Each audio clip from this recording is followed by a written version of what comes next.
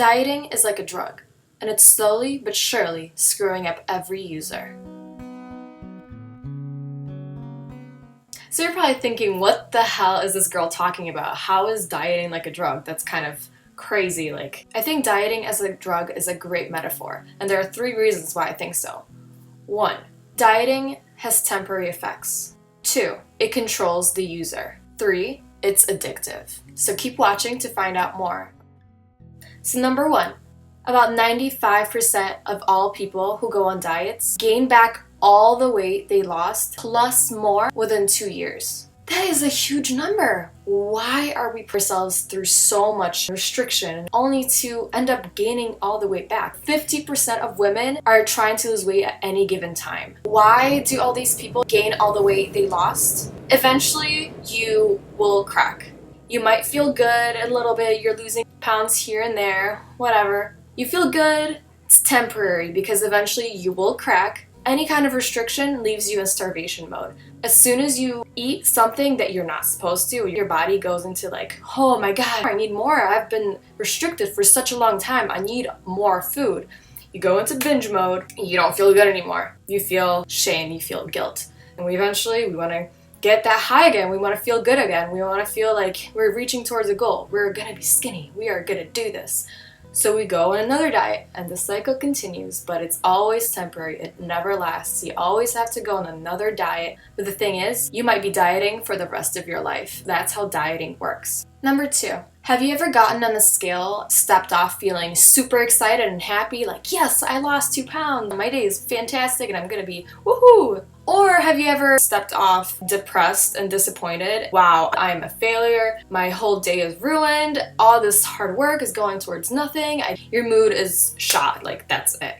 Have you ever experienced that? I'm sure you have because I have. The thing is, no one can tell if you lost or gained 5 pounds. No one can tell. You can because you're stepping on a scale. Can anybody else know what that scale says? The thing is, if you are a kind person, you're friendly, if you're emitting positive energy, they're gonna think of you positively. They're gonna like you. If you're sad and sulking and irritated all the time because you haven't lost the weight that you wanted, you feel like a failure, and then you're irritated because you've been restricting, no one wants to be around you. Why would anyone want to be around a person like that, right? Even if you have great friends that are like, let's go out, let's go to dinner, well, chances are you're probably going to say no anyway because your plan doesn't allow you to. Is it really worth passing up on friendships and fun times and memories to be made just to lose a pound or 2 in a week, even if you're going to get it back in the end anyway? But say you did go out, well, chances are you are either feeling very stressed because you keep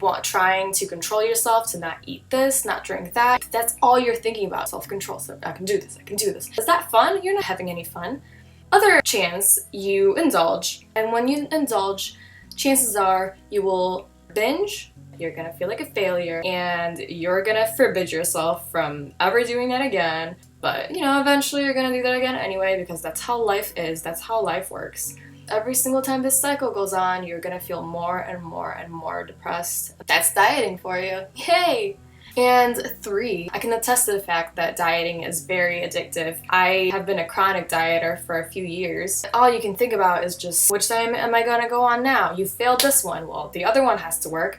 And you just keep going, you keep wanting to chase that goal weight, that dream, that you think that if you only get to that goal weight, you can finally work on being happy and you can finally have the magical life that you want to be. Everyone's gonna want to be your friend. But that's not how that works because, as I said, people like positive people. People will like confident people. Usually dieting makes your confidence even less and less. Your self-esteem goes down because of all the failures that you had, which are not failures. That's natural. That's how life works. That's how we're designed. Most likely, even if you do lose that weight for that small amount of time, you might feel a little yay, but deep down, you're not going to feel good about yourself. You're going to keep wanting to change for even lower number. You hit that one goal weight that you thought yes, I just want to be 120 pounds. That's all I want to do. Well, guess what? You hit that 120 pounds, you're going to go even harder. You're going to be like, no, actually, I can be 110. I can do this. I can do this. I got this far.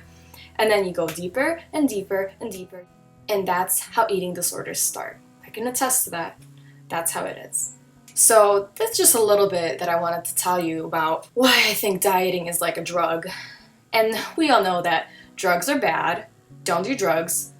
So why are you still dieting? Since I started intuitive eating, the main thing that has stayed with me, I got rid of the dieting mentality. I know this is not the way to go.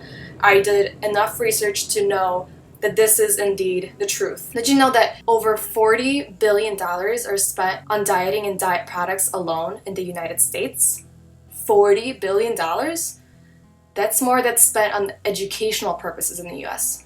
Isn't that crazy? And that's the reason why dieting is like a drug. It controls the user. It's addictive. People keep wanting to do it. People will keep chasing that dream. Media will establish skinny people as, having all the confidence and self-esteem. But the thing is, why don't you just go for the confidence, for the self-esteem directly? Why don't you focus on being happy? Being skinny does not equal being happy. That's not how that works. That's all I'm gonna leave you with today. Please don't forget to subscribe to my channel for more videos. Serious, or I do a lot of fun videos too, so don't get intimidated. So you can click here to subscribe if you're on YouTube. And don't forget to visit my blog at sensualappealblog.com. Thanks.